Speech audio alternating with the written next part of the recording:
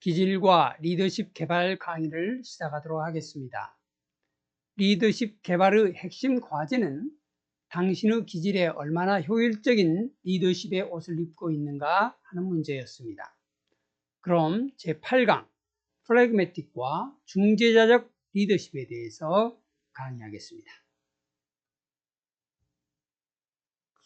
플래그매틱의 특성은 냉정함, 안정적, 일중심적, 계획적, 인내심, 완벽주의, 견고하고 완고함, 평화주의자, 중재자, 비판적, 느리게 행동함, 이기적, 이렇게 말할 수 있습니다. 그러면 플래그매틱의 대표적인 특성이라고 한다면 냉정하려는 경향, 안정적이고 평화주의자이고 완고하고 보수적이다 하는 것이 대표적인 특성으로 나타나는데요.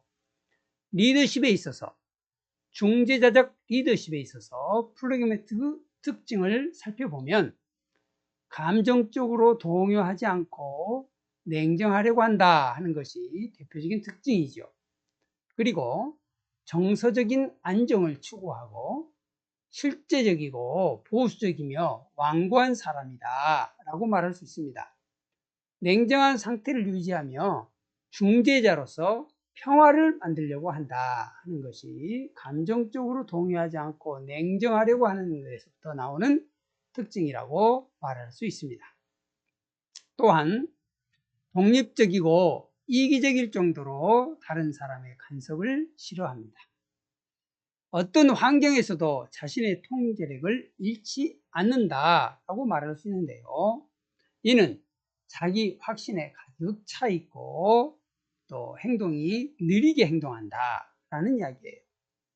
다른 사람의 거절에 대한 분노나 파괴적인 행동이 거의 없습니다. 자기를 방어하기 위해서는 비판적인 말과 비틀어진 유머를 사용하는 것이 특징이라 이렇게 말할 수 있습니다. 또한 리더십을 발휘하기 위해서 관계를 중요시할 필요가 있는 것이 플래그매틱의 특징이라고 말할 수 있습니다. 그러면 리더십의 기초가 되고 있는, 플래그매틱 리더십의 기초가 되고 있는 특성은 역시 냉정함, 완고함, 인내심, 평화주의자, 비판적, 이런 것들이 플래그매틱 리더십의 기초가 될 수가 있는데요. 플래그매틱은 항상 일 중심적으로 활동하고 리더십을 발휘합니다. 일 중심적으로 일을 성취하기 위해서는 현실적으로 평화주의자로서 역할을 하는 거죠. 그래서 늘 현실적이고 평화주의자로서 일을 하다 보면 안정성을 추구하고 중재자의 역할을 항상 강조하고 그렇게 행동하고 활동하려고 합니다. 그런데 이렇게 안정성을 추구하고 중재자 역할을 하는 데 대해서 사람들이 비판하고 반대한다면 그런 비판 때문에 더욱더 완고해지고 또 행동을 느리게 행동하는 그런 특성을 나타내게 되는 겁니다. 그래서 냉정하려는 기질, 플래그매틱의 리더십 개발 과제를 이야기해 본다면 첫 번째, 리더십을 위해서 관계를 중요시해야 한다라고 말할 수 있습니다. 일 중심적인 사람이지만 관계를 소홀히할 수는 없지 않겠습니까? 두 번째, 비판적인 말이나 비틀어진 유머를 피하려고 해야 한다 이렇게 말할 수 있고, 셋째, 갈등이 발생하기 전에 평화를 만드는 리더십을 발휘하려고 해야 한다. 네 번째, 다른 사람들에게 온유하고 너그럽게 대하도록 노력해야 한다 라고 말하며, 다섯 번째는 비판적인 안목으로 정확한 판단을 사람들에게 제공한다 하는 것이 플래그매틱이 가지고 있는 리더십의 개발 과제라고 말할 수 있습니다. 이런 중재자적 리더십을 발휘하고 있는 많은 기업들이 있는데, 지난번에 말씀했던 폭스바겐을 다시 한번 예를 들면 노사관계에 있어서 협력적인 리더십을 발휘하고 있는 걸 볼 수 있었습니다. 2010년 1월 인터넷 신문에 게재된 내용인데요. 1993년 폭스바겐은 위기를 맞았다. 최대 시장인 서유럽 시장 수요가 급격히 감소했기 때문이다. 폭스바겐은 당시 고임금 저생산성이라는 고비용 구조를 안고 있었다. 위기를 타개하려면 이 구조를 깨는 게 필수적이었다. 하지만 노조가 버티고 있었다. 노조는 구조 조정을 완강히 거부했다. 폭스바겐은 이때 2년간 고용 안정을 약속하는 대신 20%의 임금 삭감, 워크 쉐어링, 일감 나누기 도입, 근로시간 계좌제 도입을 이끌어냈다. 이 덕분에 폭스바겐은 협력적인 노사관계를 구축하면서 비용을 절감하고 생산 유연성을 높일 수 있었다. 폭스바겐이 당시 도입한 근로시간 계좌제는 지금도 선진적인 것으로 평가된다. 이 제도는 특근 때 지급하던 시간 외 수당을 지급하지 않도록 했다. 대신 특근 시간을 개인별 근로시간 계좌에 적립한다. 적립된 근로시간은 조업 단축 때 사용한다.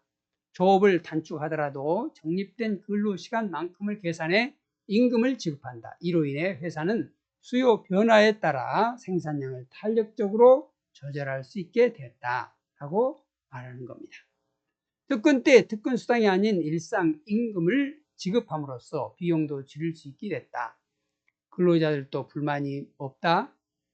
조업이 단축되더라도 일정한 급여를 지급받을 수 있어서였다. 회사와 종업원 모두 만족할 수 있는 제도가 되었다. 일감을 나누는 워크 쉐어링도 비슷한 효과를 냈다. 1994년 폭스바겐은 독일 내 근로자 15만 명 중 3만 명을 감원해야 할 상황이었다. 그렇지만 단 9,000명만 감원하는 데 그쳤다.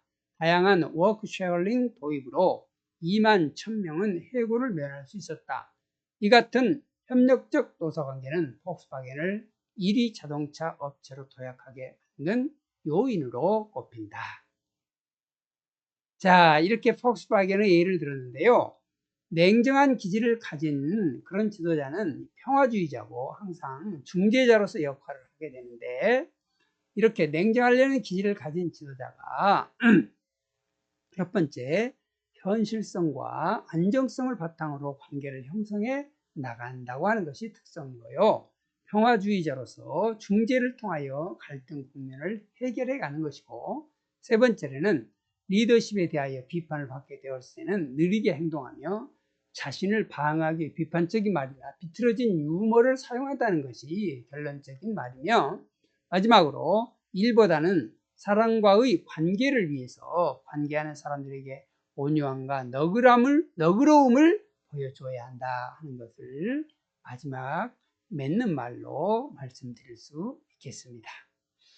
자, 그러면 다음 시간에 강의할 내용을 소개합니다.